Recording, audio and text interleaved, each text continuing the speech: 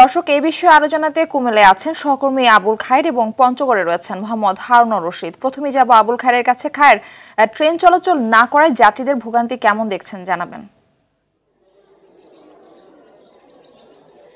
জি Murphy, রেলের running স্টাফদের যে কর্মবিরতি এটা পূর্ব ঘোষিত হলেও অধিকাংশ যাত্রীরাই কিন্তু তাদের কর্মবিরতি সম্পর্কে জানে না। এতে কিন্তু সকাল থেকেই কুমিল্লা রেলওয়ে স্টেশন এবং লাকসাম জংশন সহ আশপাশের যে স্টেশনগুলোতে কিন্তু সকাল থেকেই যাত্রীরা ভিড় করছে। তারা তাদের নির্ধারিত গন্তব্যে যাওয়ার জন্য কিন্তু তারা স্টেশনে ছুটে এসেছে। এখানে এসেই তারা জানতে পেরেছে যে আজকে রেলওয়ের রানিং স্টাফদের কর্মবিরতি চলছে। এতে কিন্তু তারা চরম বিপাকে পড়েছে। আজকে সকালে কুমিল্লা থেকে সিলেটগামী পাহাড়িকা এক্সপ্রেসের যাত্রীরা এখানে জড়ো হলে কুমিল্লা রেলওয়ে স্টেশনের কর্তৃপক্ষ কিন্তু বিআরটিসির একটি বাস যোগে তাদেরকে নির্ধারিত গন্তব্যে যাওয়ার ব্যবস্থা করে। এরপর থেকে বিভিন্ন জায়গায় যাওয়ার জন্য যাত্রীরা ছুটে এসেছে।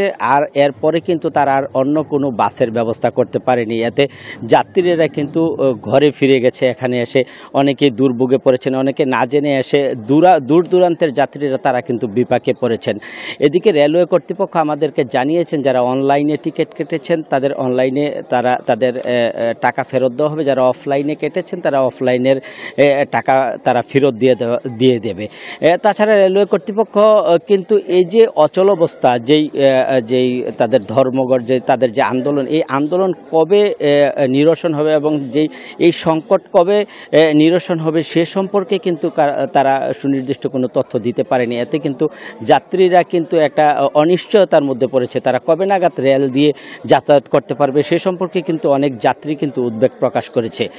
তো সব মিলিয়ে তাদের যেই কর্মবিরতি কবে নাগাদ শেষ হবে সে সম্পর্কে কিন্তু কেউ কোনো তথ্য দিতে পারেনি। মারফি, এই কুমিল্লা থেকে এই ছিল আমার কাছে সর্বশেষ তথ্য। এখন আমরা পঞ্চগড়ে যাব। পঞ্চগড়ে আমাদের সহকর্মী হারুনুর রশিদ সেখানে অপেক্ষা করছেন, তিনি জানাবেন সেখানের কর্মবিরতির সর্বশেষ তথ্য।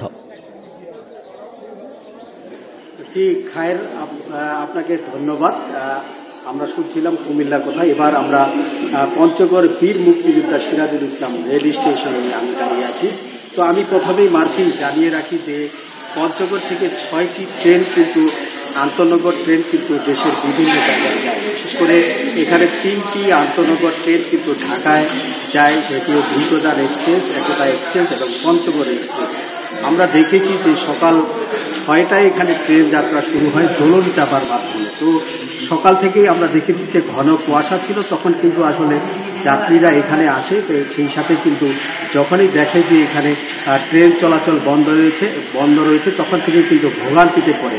এখানে আমরা দেখেছি যে রেলের যে কাউন্টার, এই কাউন্টারে যাত্রীরা কিন্তু বারবার জিজ্ঞাসা করতে থাকে। তারা কিন্তু জানিয়েছেন যে আসলে রানিং স্টাফদের যে কর্মবিরতি, এ কারণেই কিন্তু ট্রেন চলাচল বন্ধ রয়েছে।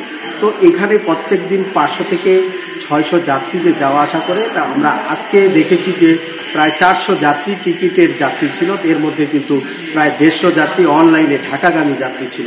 তারা কিন্তু অনেকটা ভোগান্তিতে পড়েছেন। আমরা বাস কাউন্টারগুলোতে দেখেছি যে আজকে অনেকটা ভিড় লেগে আছে, কারণ এখানকার এই যাত্রীগুলোই আসলে বাস সহ বিভিন্ন মাধ্যমে কিন্তু যারা জরুরি প্রয়োজনে রাজধানী সহ দেশের বিভিন্ন জায়গায় যাবে তাদের কিন্তু অনেকটা ভোগান্তি ছিল। বিশেষ করে ঘন কুয়াশা উপেক্ষা করেই কিন্তু তারা স্টেশনে এসেছিল। তো আমি এখানকার স্টেশন মাস্টার জাহিদুল ইসলামের সাথে কথা বলেছিলাম।